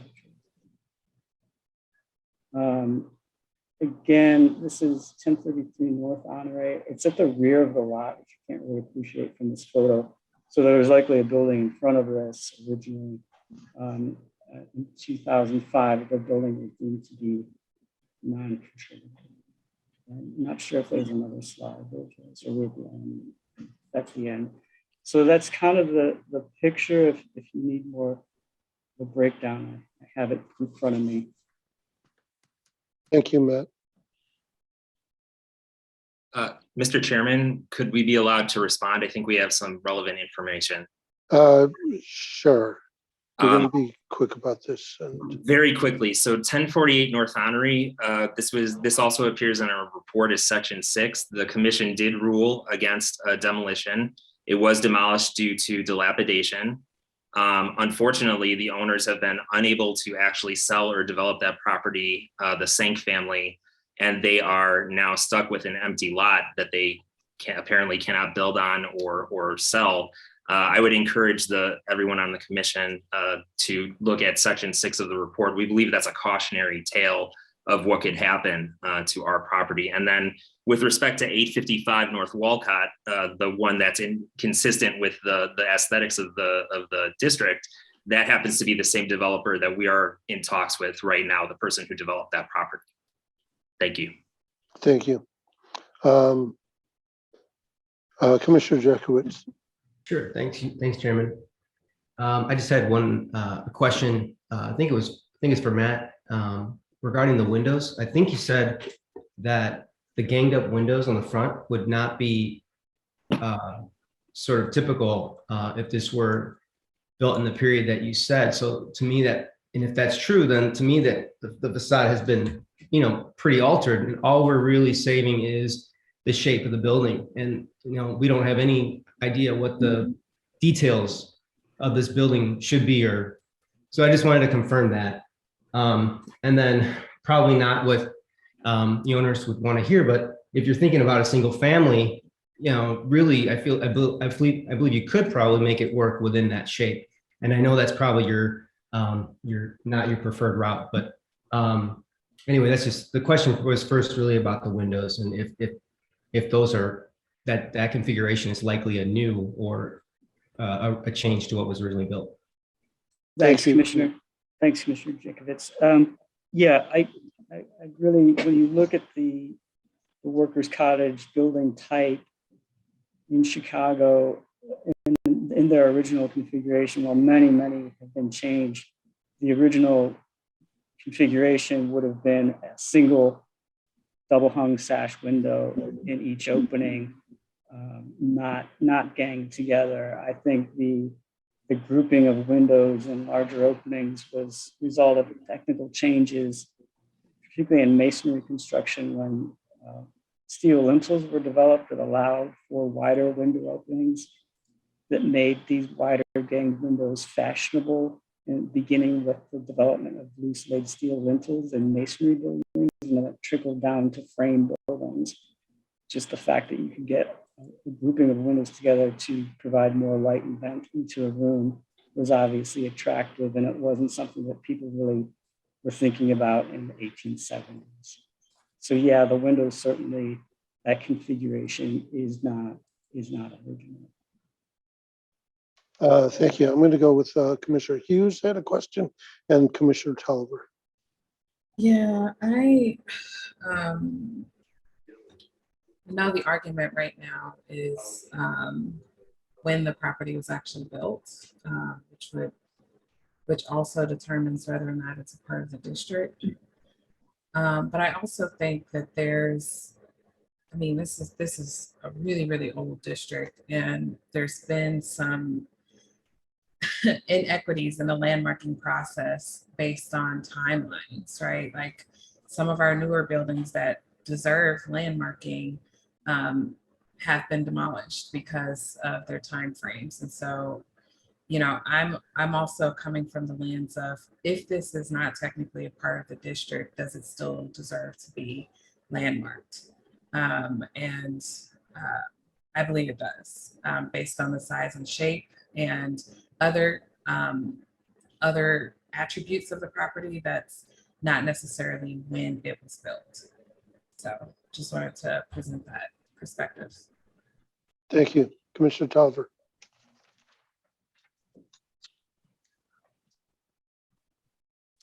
He's muted. It's muted. Thank you. I was going to mention some of the things that Commissioner Jakovich just mentioned about the alteration of the windows and other things that have so significantly changed the fabric of this building that makes it, for me, very questionable, you know, what's left to landmark. And secondly, comment Commissioner Cox made about it might be replaced with something progressive. Well, progressive can mean a number of things. I live in Kenwood, and when the 6 houses on my block were built, then Alderman Preckwinkle insisted that the facades conform to the historic character of Kenwood. And what's progressive is on the inside. But if you look at those 6 houses, they are compatible with other historic residences in Kenwood. So progressive can mean different things. It doesn't mean, and there are gatekeepers. You've already talked about whatever has to be built there. There are gatekeepers that are going to have to approve that. And I would think that that's an opportunity to create something that may be progressive on the inside, but conforms more to the historic character of the neighborhood, since there's so many questions about what in fact is left of this property that truly is original. Thank you, Commissioner. And the chair, I'm pretty sure that Commissioner Tolliver was not referring to a comment I made. I didn't use progressive. That might have been another commissioner.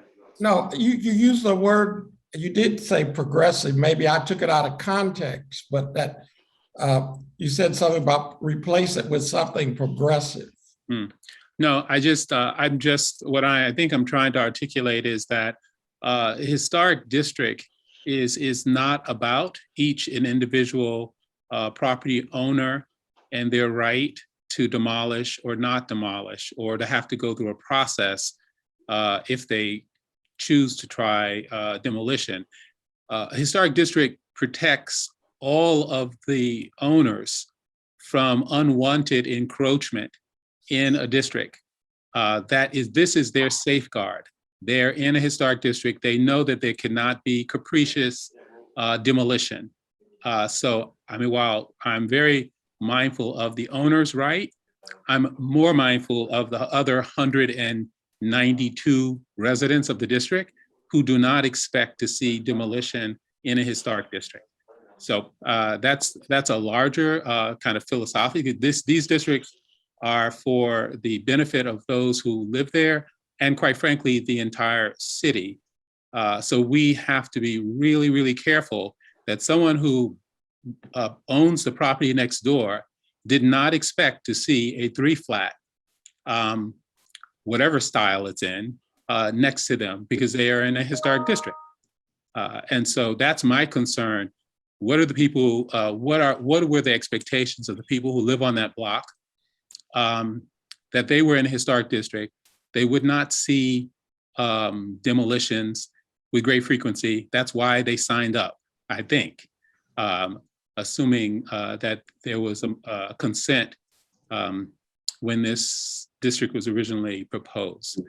So that's just my, I think we haven't talked too much about what are the expectations of people who live in a historic district. And they're not here to testify one way or the other, but I think our purpose is to safeguard the district on behalf of all of the property owners. Thank you, Commissioner Cox. This is opening the can of worms here. Ms. Ortegon, go ahead. You have the floor. Go ahead. To respond to Commissioner Cox's argument, statement. Thank you for your statement. The owners were informed when the historic district was created. This was back in 2009. However, there was no opt-in or way to decide whether or not to be a part of it. They just received a letter from the county stating your house is now in a historic district.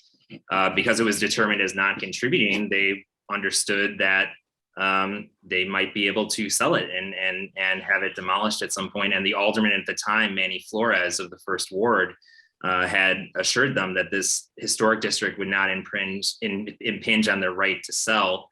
But that's not the case. And that's why we come before the commission today. Thank you, Mr. Robeck.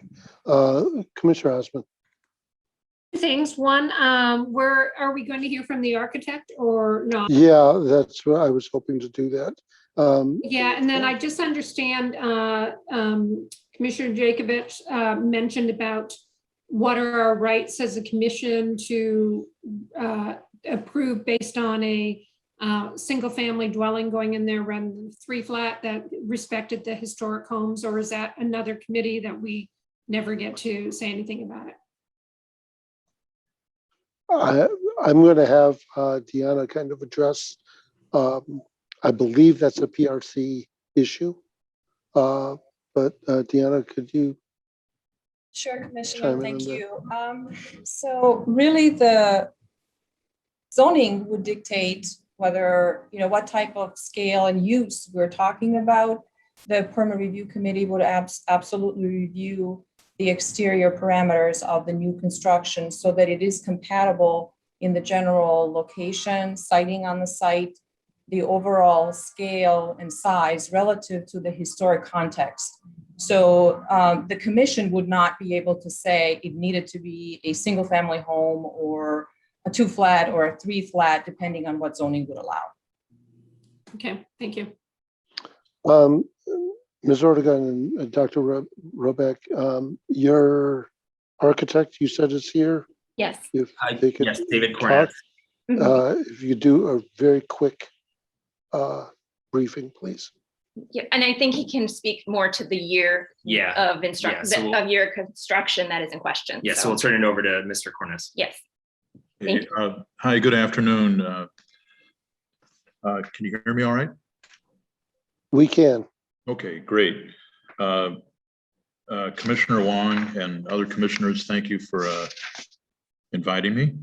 And I fully support Nicole's report, Nicole and her husband, their report. And it's actually kind of stunning, the level of detail they went to. I'm very impressed.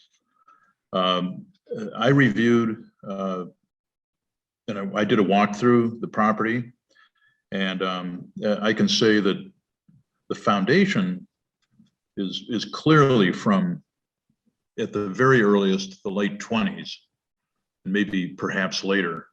It's certainly not a 19th century foundation. So having said that, the brick, the wire cut brick, and this particular type of wire cut brick, I've got it confirmed from a brickyard, Henry Furt and Sons on Belmont. I've done quite a bit of work with them and some historical work, and they know their stuff, and they're pretty convinced that the brick itself is from the 40s or the 50s, rather than from the 20s, for that particular kind and color and type.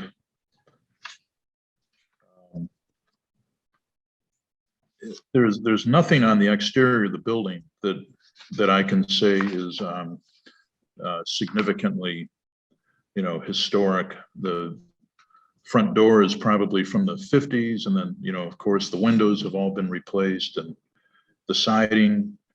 I believe that front stoop, the stairs are most likely not original. There's one point that nobody's really mentioned, I don't think, and I guess maybe Nicole has it in her report, but this building is not structurally sound. It has a massive infestation of termite, and it's not up to me to condemn a building or not, but it's got to be right at that point, I would think. So if you do not approve their request, this is a separate issue perhaps, that you almost have to rebuild the entire building. So it could be problematic. But in my opinion, I think that the building is probably like a 1930s vintage building, and it could be 1940s. And Okay. I find it hard to believe that this structure was pre-fire. Okay. So Thank you, sir. Yeah. Okay. Okay, thank you. Commissioner Tulliver, did you have something further to say? I can't remember. No. Okay, hand was raised. Are there any further questions of the commission at this time? I am not seeing anything. I am going to call for a motion to accept the staff recommendations of the permanent application for demolition of 843 West Wolcott. And I would hope that we can we'll do a roll call for the vote. Mr. Chair, if may I give any final closing Go remarks? ahead. Yeah, go ahead. Go ahead, Mr. Hyde. Go ahead. And I apologize for interrupting the flow there, but I did want to just close with a couple comments. I think that there have been there's some significant disagreement, obviously, between the city's analysis and ours. But I would ask that the commission put some weight onto the very diligent investigation that my clients did, which is supported by firsthand evidence and accounts, as well as the fact that most of the city's evidence is entirely circumstantial and can be countered by both substantial primary evidence that is contained in our report, as well as an equally forceful circumstantial evidence of our own.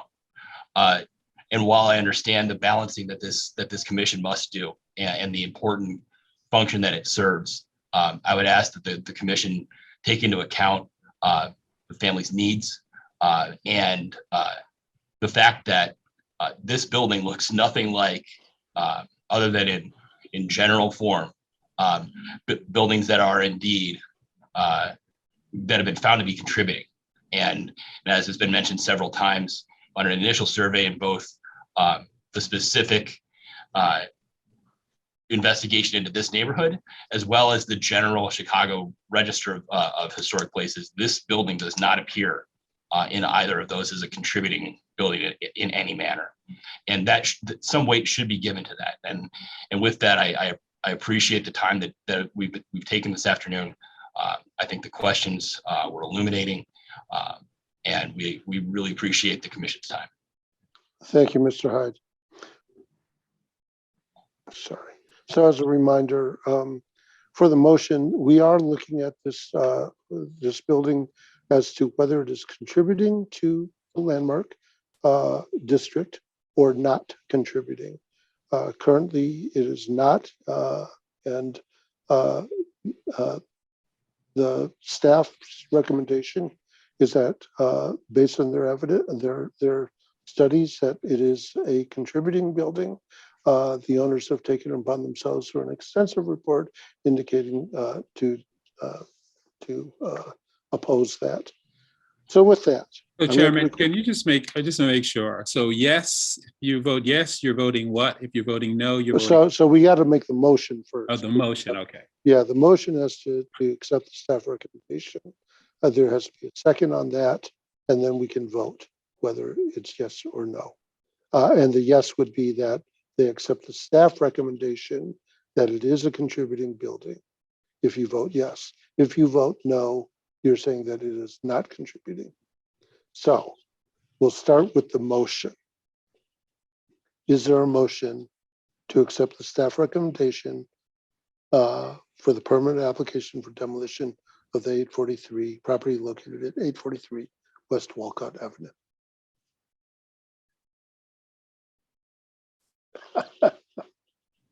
We got to get to a vote, folks. Somebody's got to. I know this is difficult, but that's why you're here. I have been reminded from my first day on this commission, it's time to stand up. 53 West Wolcott. I know.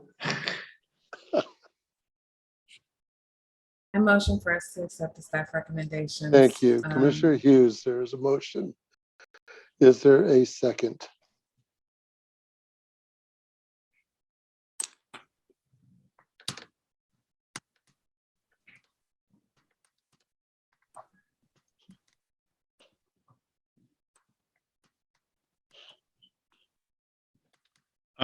I will second the motion.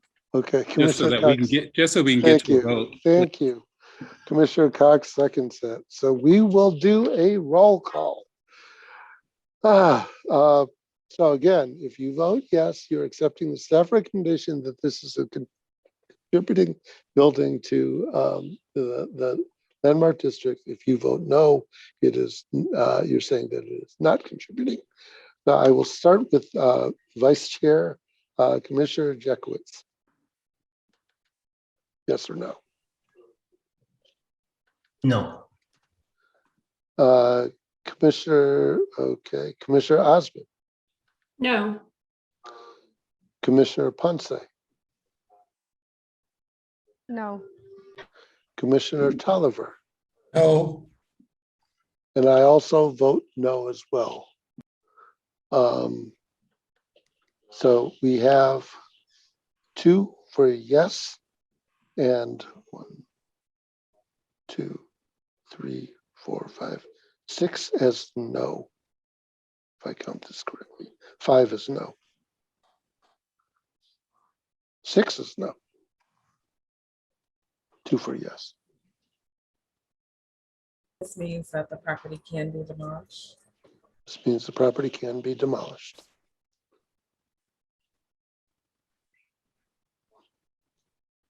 Commissioner, if I might just have a procedural clarification. Please, Commissioner. So your decision is a preliminary decision, and basically it is a recommendation to City Council to allow demolition of the building. So that would be the next step in this process. So just wanted to clarify that. Thank you. Thank you, Deanna. The next item on the agenda is the Citywide Adopt a Landmark Fund 2021 applications. This is informational only. And Dan Kleiber, if you could give this report, please. Hi, Commissioner. Can you hear me again okay? We sure can. Great. Just wait till we pull it up. Thanks, Joyce. Good afternoon, Commissioners. Staff are here today with an overview of the 2021 Adopt a Landmark Preliminary Awards. DPD opened the 2021 application period in May 2021, and submissions were due by August 16th. As of today, DPD has selected 12 projects for conditional AAL fund grants from this 2021 funding round out of 16 received. As a reminder, each of the projects presented here today and their respective scopes of work and budgets will need to come back to the Commission for approval, and in the case of grant awards over $250,000, City Council approval as well. In addition, all projects will be subject to an executed Adopt a Landmark grant agreement between the city and each applicant within 2 years. Staff is very excited to present these preliminary projects. They consist of 3 projects that are either existing/aspiring public museums or educational centers, 6 projects that are religious houses of worship, which also function as centers of local community life in a variety of ways, 2 more projects that are commercial or mixed-use buildings that add or will add to commercial vibrancy in their respective areas, and finally, an additional high-rise residential project, altogether located in multiple areas across the city and representing $4.3 million in preliminary awards while leveraging additional millions of dollars in other investment. And to that end, you may recall that the Commission approved the 2021 funding priority for AAL projects at the May 2021 Commission meeting. That was neighborhood anchor buildings and neighborhood commercial buildings. The goal with this funding priority was to focus on landmark buildings in Chicago's neighborhoods that are centers or aspiring centers of community life, or commercial or mixed-use buildings that reinforce local commerce and pedestrian activity. The 2021 projects were also reviewed against the above 7 evaluation criteria. And so, with that backdrop, first up, located at 1800 South Prairie in the near South Side community area, is the John J. Glessner House. Constructed in 1885 and designated as an individual Chicago landmark in 1970, the John J. Glessner House is home to the Glessner House Museum. The museum hosts a broad range of community events, including educational and social services, in addition to its primary mission as a public museum, which sparks excitement in architecture, history, and design through a dynamic exploration of Glessner House, its family, and its preservation. The proposed AAL award of $100,000 will fund various roof and masonry repairs to help stop interior leaking, and is part of a current larger exterior restoration effort totaling an additional $185,000 that the museum is funding. Next, located at 4339 South Lake Park in the Kenwood community area, is the Muddy Waters House. Constructed in 1891 and designated an individual Chicago landmark in 2021, as well as part of the North Kenwood Multiple Resource District in 1992, the building was home to Muddy Waters between 1956 and 1973.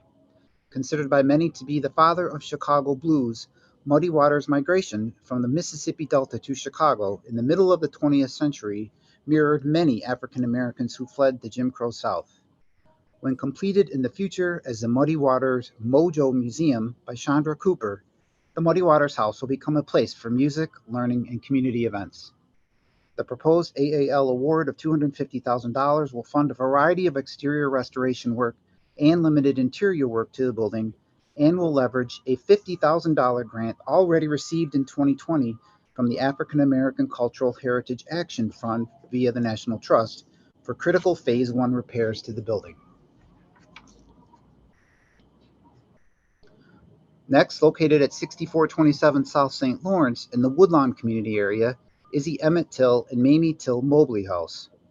Constructed in 1895 and designated an individual Chicago landmark in 2021, the modest two-flat was the home of Emmett Till and his mother, Mamie Till Mobley, at the time that Emmett's young life was brutally taken from him in 1955 in rural Mississippi.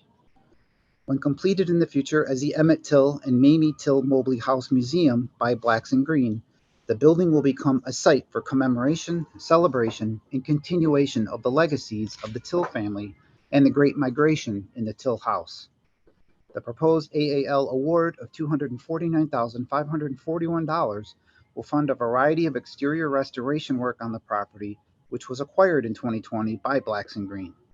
Blacks and Green has already completed much initial work to the project, including the installation of a front yard landscaped garden. Next, located at 11211 South St. Lawrence in the Pullman community area, is the Greenstone Church.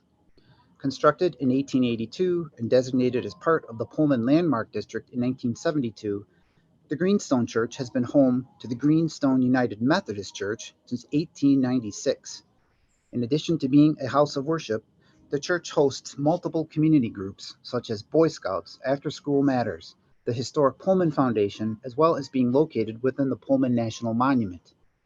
The proposed AAL award of $1,084,235 will fund the stabilization and recladding of the building's bell tower, which has reached a critical point in its structural stability. The project will add to other recent work at the building. In 2020, with help from Landmarks Illinois, the National Trust for Historic Preservation, and the United Methodist Church, the church was able to install a new roof and temporary scaffolding to help protect the surrounding right-of-way. Next, located at 4208 West 15th Street in the North Lawndale community area, is the Pentecostal Church of Holiness. The Pentecostal Church of Holiness, formerly Our Lady of Lourdes Catholic Parish, was built in 1931 and designated an individual landmark in 2021. In 1967, Vice President Hubert Humphrey visited the church as part of President Johnson's War on Poverty. Today, the church continues as a community anchor and hosts multiple community functions and directly seeks to improve the lives of area residents through various social services, in addition to being a house of worship. The proposed AAL award of $248,000 will fund a variety of exterior repairs to the building. The work will augment other recent work. In 2019 through 2020, the church was able to fund initial roof repairs and some tuck pointing to address crucial leaking. Next, located at 1936 South Michigan Avenue in the near South Side community area, is Second Presbyterian Church. Initially constructed in 1874 and designated a Chicago landmark in 1977, Second Presbyterian Church, in addition to being a house of worship, hosts a multitude of community functions such as farmers markets, basketball games in its gym, community dinners, an assortment of African nations social groups, and even local condominium associations. In fact, the church estimates that 80% of the activities housed within the church serve non-church members. The proposed AAL award of $250,000 is part of a larger restoration effort of the building, totaling $1.2 million that will focus on primarily interior and some exterior work. Fundraising to match a $250,000 grant from the National Fund for Sacred Places will close the financial gap for the total project costs. In addition, the church was recently awarded a separate grant for $250,000 from the Save America's Treasures program for the restoration of an interior mural painted by Frederick Clay Bartlett in 1903. Next, located at 5039 South Greenwood Avenue in the Kenwood community area, is the KAM Isaiah Israel Temple. Constructed in 1924 and designated a Chicago landmark in 1977, the KAM Isaiah Israel Temple houses the oldest Jewish congregation in the Midwest. In addition to being a house of worship, the synagogue functions as a gathering place for area neighbors in the Kenwood community area. The proposed AAL award of $250,000 will fund stained glass window repair and replacement around the main sanctuary. The project will add to additional recent work as the congregation is currently in the midst of a reinvestment program that has committed $2.1 million in funding for roof, masonry, and other building component repairs. Next, located at 4501 South Vincennes in the Grand Boulevard community area, is Ebenezer Missionary Baptist Church. Constructed in 1899 and designated a Chicago landmark in 2011, the building, designed by Dankmar Adler, was purchased by Ebenezer in 1921 and reflects the expansion of the African American population in the surrounding communities as part of the Great Migration. The church is also credited with being home to the first modern gospel choir in 1931. Today, Ebenezer Missionary Baptist Church hosts various community uses as well as a food distribution center, in addition to being a house of worship. The proposed award of $900,000 will prioritize the safety items highlighted in the application budget, including parapet, roof, and masonry work. Next, located at 3622 West Douglas in the North Lawndale community area, is the Stone Temple Baptist Church. Constructed in 1926 and designated a Chicago landmark in 2016, the church hosted a steady stream of civil rights speakers and rallies during the 1960s and hosted Martin Luther King Jr. multiple times as early as 1959 and as part of the Chicago Freedom Movement. Today, Stone Temple Baptist Church hosts many community events in addition to being a house of worship. The proposed AAL award of $250,000 will fund a variety of exterior and interior work. In addition, the church is a recipient of a current federal grant through the National Park Service for $445,000 passed through the city for additional work being done to the building. This work has included roof repairs, drainage system work, tuck pointing, and some exterior door replacement. Next, located at 9401 South Ewing in the East Side community area, is a former Schlitz Brewery Tidehouse. Constructed in 1907 and designated a Chicago landmark in 2020, this Tidehouse was commissioned by the Schlitz Brewery to only sell Schlitz beer. Eventually, the building would not be controlled by Schlitz after Prohibition, but would still function as a tavern under different names, serving at the time this heavily industrialized area of the Southeast Side near the junction of the Calumet River and Lake Michigan. Today, the current owners, Mike and Laura Medina, plan to reactivate the building's ground floor space as a tavern to be named the East Side Tap, adding to the commercial vitality of this part of the city. The proposed award of $243,260 will fund a variety of exterior restoration costs, including replication of the missing art glass window on the Ewing facade. The work will add to the Medina's initial investment thus far in the building, totaling approximately $174,000. Next, located at 1215 West Gunnison in the Uptown community area, is the 1215 West Gunnison building. Constructed in 1926 and a contributing building as part of the Uptown Square Landmark District, designated in 2016, the building originally housed the Spiegel Furniture Company. Uptown, of course, which started as a rural crossroads, would eventually become one of the region's most vibrant entertainment, business, and shopping districts, and would come to be known as the Loop's little brother. Today, the building is controlled by the Gunnison Street Lofts Condominium Association. The mixed-use building with 22 residential units on upper floors and ground floor commercial space anchors the southwest corner of this intersection in a highly pedestrian-oriented environment and contributes to the overall vitality of the local business district, centered largely on Broadway Avenue at Lawrence Avenue. The proposed award of $250,000 will address terracotta installation problems and will leverage additional private funding. The association has already committed significant funds to the effort via special assessments.